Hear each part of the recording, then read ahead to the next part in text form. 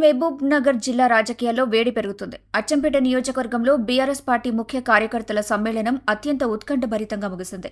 ఇటీవల మాజీ ఎమ్మెల్యే గువ్వల బాలరాజు పార్టీని వీడిన నేపథ్యంలో క్యాడర్లో తలెత్తిన ఉత్కంఠను నివృత్తి చేసేందుకు ఈ సమావేశాన్ని ఏర్పాటు చేశారు. అచ్చంపేట పట్టణంలోని బీకే ప్రైవేట్ ఫంక్షన్ హాల్లో జరిగిన ఈ సమావేశానికి మాజీ ఎమ్మెల్యే మర్రి జనార్దన్ రెడ్డి అధ్యక్షత వహించారు. ఈ కార్యక్రమంలో మాజీ మంత్రులు నిరంజన్ రెడ్డి, శ్రీనివాస్ గౌడ్, లక్ష్మారెడ్డి, మాజీ ఎమ్మెల్యేలు జైపాల్ యాదవ్, హర్షవర్ధన్ రెడ్డి పాల్గొన్నారు. బీఆర్ఎస్ రాష్ట్ర నాయకుడు ఆర్ఎస్ ప్రవీణ్ కుమార్ మాట్లాడుతూ వెన్నుపోటుదారులకు గోడ మీద పెళ్లిలా గోనె ముక్కలు మారిన వారికి రాజకీయాల్లో స్థానం లేదని హెచ్చరించారు. కేసీఆర్ పక్కన నిలబడిన వారిగా ప్రజల పక్షాన పనిచేయాలే కానీ పార్టీలోకి వచ్చి వెనక్కు వెళ్లేవారికి భవిష్యత్తు లేదని స్పష్టం చేశారు. మాజీ మంత్రి నిరంజన్ రెడ్డి మాట్లాడుతూ 25 ఏళ్ల టీఆర్ఎస్ శ్రమను విస్మరించి మోసపూరిత వాగ్దానాలపై ఓటేసిన ప్రజల వల్లే కేవలం 20 నెలల్లో 600 మంది రైతులు ఆత్మహత్యలు చేసుకునే స్థితి వచ్చిందని తీవ్ర విమర్శలు చేశారు. అచ్చంపేట క్యాడర్ కట్టుబాటుకు సెల్యూట్ చేస్తూ మండల స్థాయిలో శిక్షణ శిబిరాలు త్వరలో ప్రారంభమవుతాయని చెప్పారు. శ్రీనివాస్ గౌడ్ స్పందిస్తూ బాలరాజు పార్టీని విడిచిపెడతారని ఊహించలేదు, కానీ కార్యకర్తలు గుండె చప్పుడు వినేలా ఉన్నారు. మీరు నిలబడితే నాయకులు తలవంచాల్సిందే అని అన్నారు.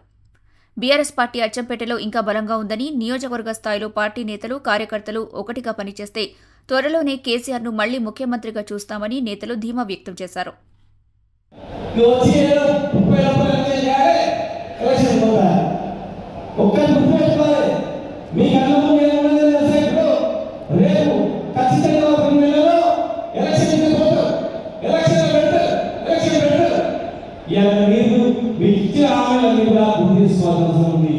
ఇక్కడ ఉన్నటువంటి బీసీలందరూ కూడా మా అధ్యక్షులని ఆలోచన అడుగుతారా?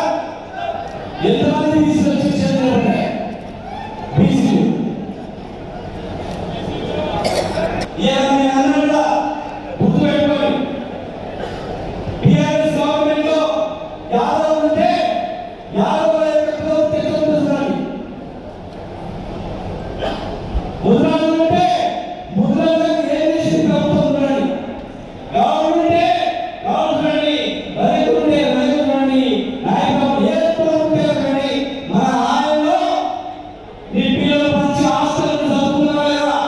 మధ్యాహ్నం పనులు చేసుకోవడానికి కాంగ్రెస్ బీజేపీలు రెండు ఒకటే. కేసీఆర్ గారిని ఎంతో ఇబ్బంది పెడుతూ, కేటీఆర్ గారిని ఇబ్బంది పెడుతూ, మరెందరో సీనియర్ నాయకులను ఇబ్బంది పెడుతున్న ఈ తరుణంలో మనం కేసీఆర్ గారి వైపు ఉండాలా లేకపోతే బీజేపీ వైపు ఉండాలా? చెప్పండి మిత్రులారా, ఎవరి వైపు ఉండాలి? గట్టిగా చెప్పండి. కేసీఆర్ గారి వైపు ఉండాలి. బాలరాజు గారు అస్త్ర సన్యాసి చేసిపోయి.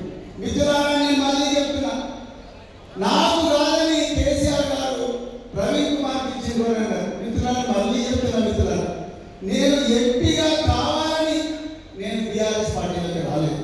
మీ అందరికీ చెప్తున్నా సభాముఖంగా, నేను ఈ రాష్ట్రంలో ఈ దేశంలో కేసీఆర్ గారి ఆలోచన విధానం, కేసీఆర్ గారు ఉద్యమించి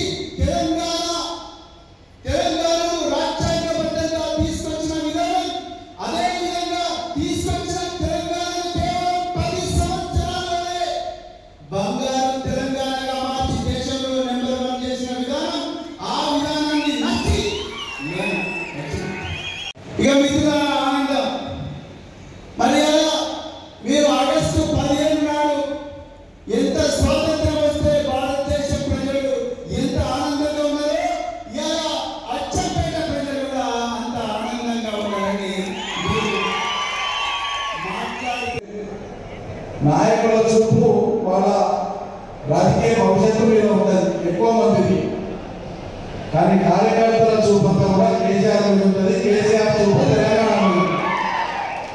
అందుకోసమే 25 ఏళ్ల ప్రస్థానమైనా కూడా ఈ పార్టీ పుట్టినాడు కొద్ది మందితో కేసీఆర్ ప్రారంభమైనా కూడా ఒక్కొక్కరు వేసుకుంటా ఇక్కడ వేదిక మీద ఉన్న అందరూ కానీ, మీరు కానీ, ఉమ్మడి జిల్లాలో ఉండేటువంటి చాలా మంది కానీ ఎప్పుడో తెలంగాణ వస్తుందో ఎప్పుడు అధికారం వస్తుందో తెలియకుండానే మనం ఒక ప్రస్థానం మొదలుపెట్టాం. విజయవంతంగా మొదలుపోయినాం. అమరుల త్యాగాలు పడండి, ప్రజలు ఏకమైన సంఘటితమైన తెలంగాణ సాధించుకున్నాం. 10 ఏళ్ళు అద్భుతమైనటువంటి రీతిలో తెలంగాణ అభివృద్ధి చేసుకున్నాం. అదంతా మన కళ్ళ ముందు ఉంది, ప్రజల కళ్ళ ముందు. దీన్ని ఎవరు